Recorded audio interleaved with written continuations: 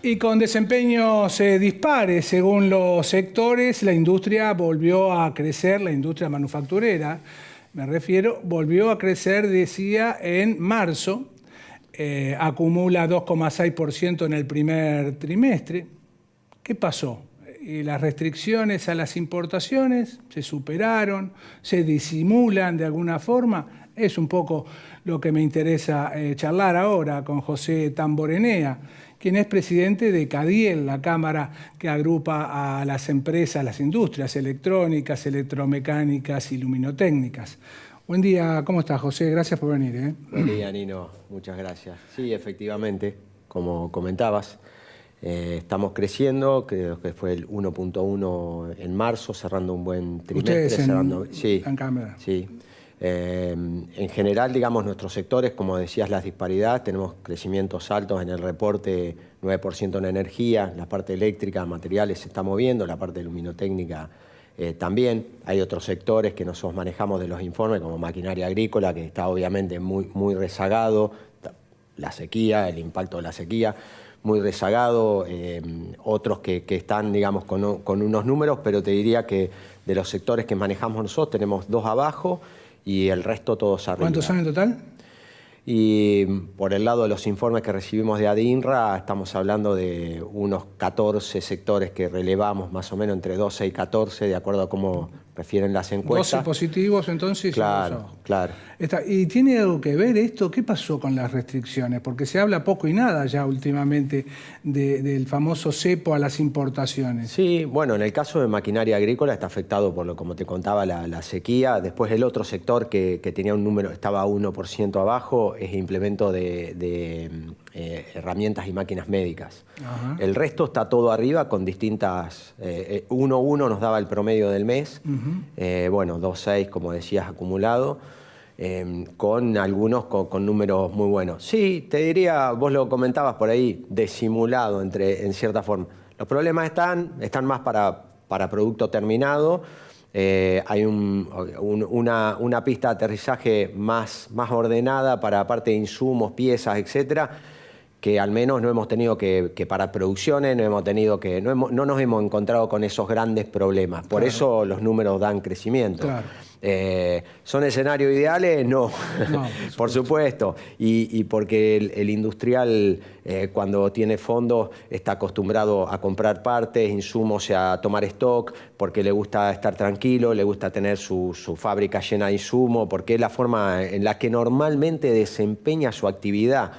Mucho más cuando hay estos desdoblamientos, cuando se rumorean permanentemente que va a haber devaluaciones, que va a haber esas cosas. Bueno, eso conspira contra la salud, claro, vamos a decir, de cualquier gestión industrial, de cualquier macroeconomía. Entonces la gente por temor trata de acopiar. Claro, es una lógica que tenemos todos los industriales. José, ¿cómo ven en los industriales en líneas generales o los de ADINRA que representás el acuerdo de China para financiar las importaciones de ese origen? Bueno, eso posible de Brasil también, ¿no? Sí, totalmente. Eso fue un impacto positivo para nosotros, sobre todo en el tema informática, que estaba parado. Creo que habíamos hablado la otra vez, cuando hablábamos del tema de conectar igualdad, las computadoras.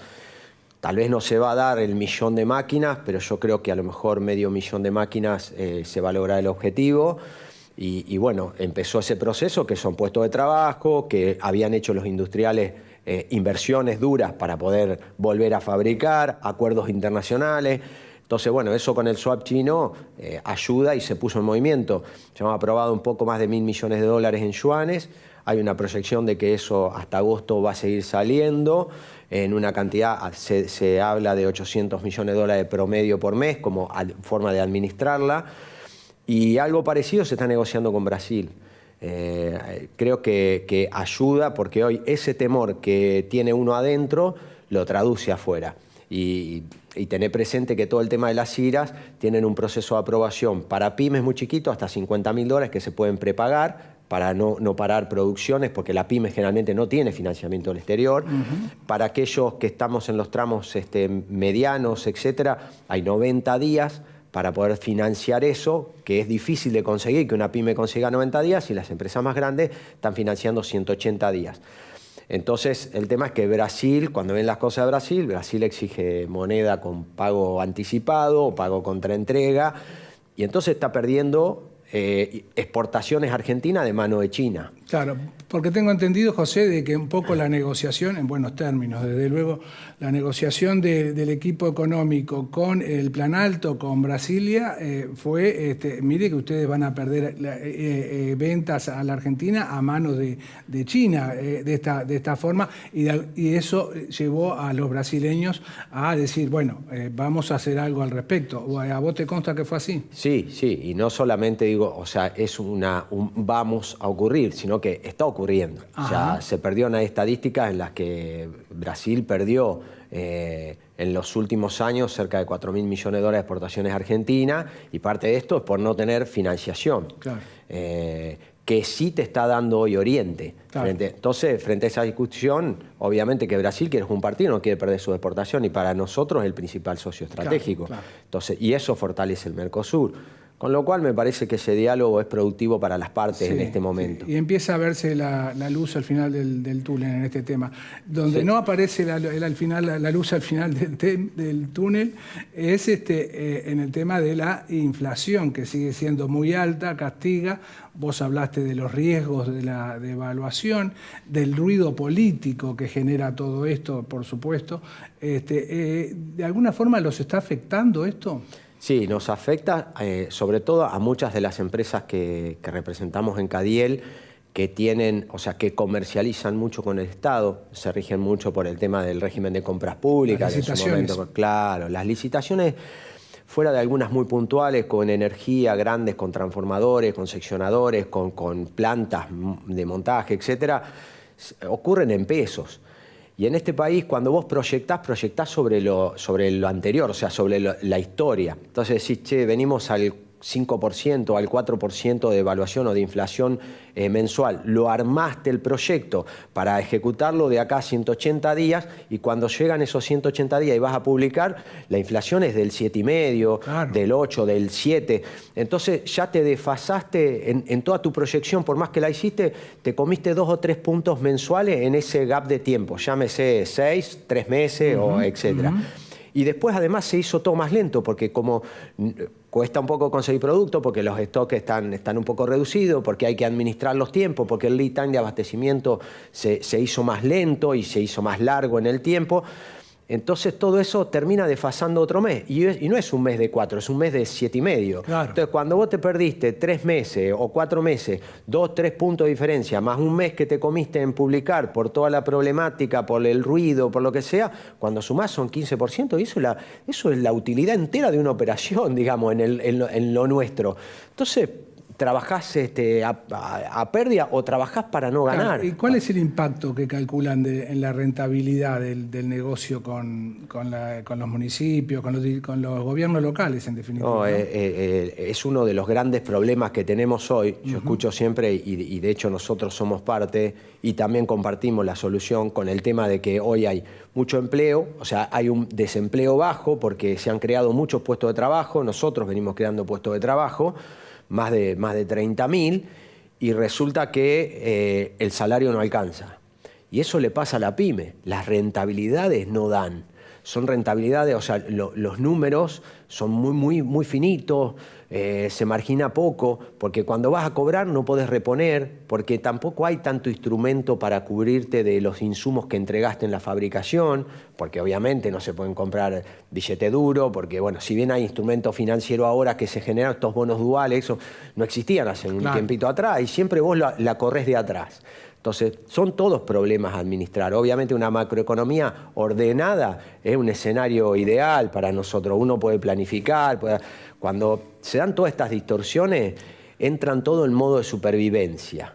Y la supervivencia no es ganar plata, la supervivencia no cerrar, no perder, no despedir, protegerse, cuidar lo que tenés. Eso no es proyectar. Es las cosas que tenemos que corregir. José, en este escenario, ¿se puede decir que hay crédito suficiente en la Argentina?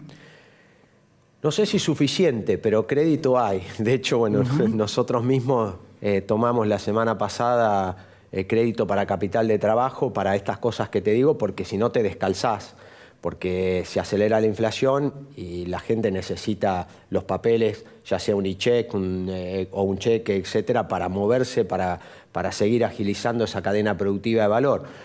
Los créditos están, hoy hay créditos para inversiones, hay créditos para mudar plantas enteras industriales a parques industriales, créditos incluso que no había, antes había créditos, pues si vos querías armar una planta nueva o querías mudarla, eran de 100, 150 millones, ahora hay de 800 millones, 400 millones para estos proyectos son más grandes, con 7, 8 años. Claro. Esto no existía ahora, estaban, pero eran menos. Ahora hay, el Vice tiene, Nación tiene, Provincia está saliendo al mercado. El problema es la tasa, que creció mucho, ¿no? Bueno, la tasa sí, pero para estos créditos productivos hay varios al 49, después hay tasas bonificadas. Sí, tasas bonificadas para inversiones productivas, ¿no? Claro. Después tenés tasas también bonificadas para capital de trabajo, que por ahí son 20, 25, 30 puntos por debajo de la Badlar, que claro, son tasas al 65, al 70, que hoy te sirve para producir claro, capital. Se puede decir que es una de las